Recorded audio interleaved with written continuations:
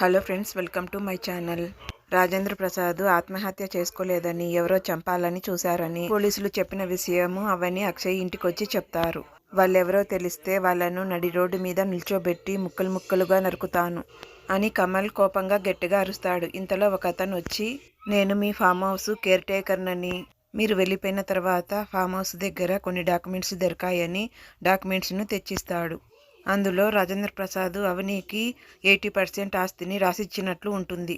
అదేంటి, మొన్న ఊరికి వెళ్ళినప్పుడు కూడా అవని అక్క కూతురు ఆరాధ్యకు, నాకు పల్లవికి పుట్టబోయే పిల్లలకు ఆస్తిని సమానంగా రాసిస్తానని అన్నారు కదా, మళ్ళీ నీకు 80% రాసి ఇవ్వడమేంటి అని శ్రేయ అనగానే, అదే నాకు అర్థం కావడం లేదు అని అవని కంగారు పడుతూ అంటుంది. తర్వాత పల్లవి కూడా డాక్యుమెంట్స్ని చేతికి తీసుకొని చూసి, నిజమే అత్తయ్య, ఇప్పుడు నాకు అర్థమయ్యింది. మామయ్య గారు ఆస్తిని సమానంగా రాసిస్తాను అనుంటారు, నాకు 80% ఇవ్వాల్సిందే అని అవని బలవంతంగా ఆయనతో ఆస్తి రాయించుకొని ఉంటుంది. తనకిష్టం లేనిది జరిగేసరికి మామయ్య గారు పైనుంచి దూకి ఆత్మహత్య చేసుకొని ఉంటారు అని పల్లవి అనగానే, ఏయ్, ఏం మాట్లాడుతున్నావు, దేవతలాంటి మా వదిన్ని అనుమానిస్తావా అని కమల్ గట్టిగా అరుస్తాడు. నేను అనుమానిస్తున్నానురా, దీనివల్లే నా కొడుకు అలా హాస్పిటల్లో ఉన్నాడు. తను చెప్పింది చెయ్యమని నా కొడుకు గట్టిగా అరిచేవాడు, శాసించేవాడు. ఎవరినైనా బ్రతిమాలడం చూశారా? కానీ ఈ అవనిని బ్రతిమాలాడు, తను చెప్పేది వినమని బ్రతిమాలాడు. కానీ ఇది నా కొడుకును చంపాలని చూసింది అని బామ్మగారు అనగానే, బామ్మ, నా భార్య మన ఇంటి కోసం ఎంతో మేలు చేసింది, ఎన్నో త్యాగాలు చేసింది. అయినా మీరు గతంలో జరిగింది మర్చిపోయారా? చక్రధర్ మామయ్య ఫైనాన్సియర్ కలిసి అవని సంతకాన్ని ఫోర్జరీ చేసి మన ఇంటిని రాయించుకున్న విషయం మర్చిపోయారా? ఇప్పుడు కూడా అలాంటిదే జరుగుండదని నమ్మకమేంటి?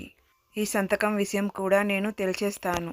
అంతవరకు నా భార్యను ఎవరైనా అనుమానించినా తిట్టినా ఊరుకునేది లేదు అని అక్షయ్ అవని చేయి పట్టుకొని అవనిని తీసుకొని వెళ్ళిపోతాడు.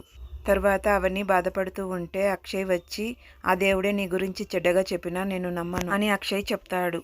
ఆ చక్రధరే మా నాన్న అని మీకు చెప్పకుండా చాలా తప్పు చేసి, ఈ విషయం ముందే చెప్పుంటే ఇలా జరుగుండేది కాదు. అందుకే చెప్పాల్సిన మామయ్య గారు హాస్పిటల్లో ఉన్నారు, అందుకే ఈ విషయం నేనే మీకు చెప్తాను అని అవని చెప్పబోతుంది. వద్దు అవని, నువ్వు నాకేం చెప్పొద్దు. నేను తెలుసుకోవాల్సిన విషయాలు రెండు. ఒకటి, మా నాన్నగారిని చంపాలని చూసింది ఎవరు, ఈ సంతకాన్ని ఫోర్జరీ చేసింది ఎవరు అని చెప్పి అవని చెప్పాల్సిన నిజాన్ని వినకుండా అక్షయ్ అక్కడి నుంచి వెళ్ళిపోతాడు. తర్వాత అక్షయ్ డాక్యుమెంట్స్ని సంతకం ఫోర్జరీ చేసింది ఎవరో తెలుసుకోమని అభిరామ్కి ఇస్తాడు. అంతే ఫ్రెండ్స్, ఈ వీడియో మీకు నచ్చినట్లయితే ఖచ్చితంగా లైక్ చేసి షేర్ చేసి అలాగే మా ఛానల్ని తప్పకుండా సబ్స్క్రైబ్ చేసుకోండి ఫ్రెండ్స్.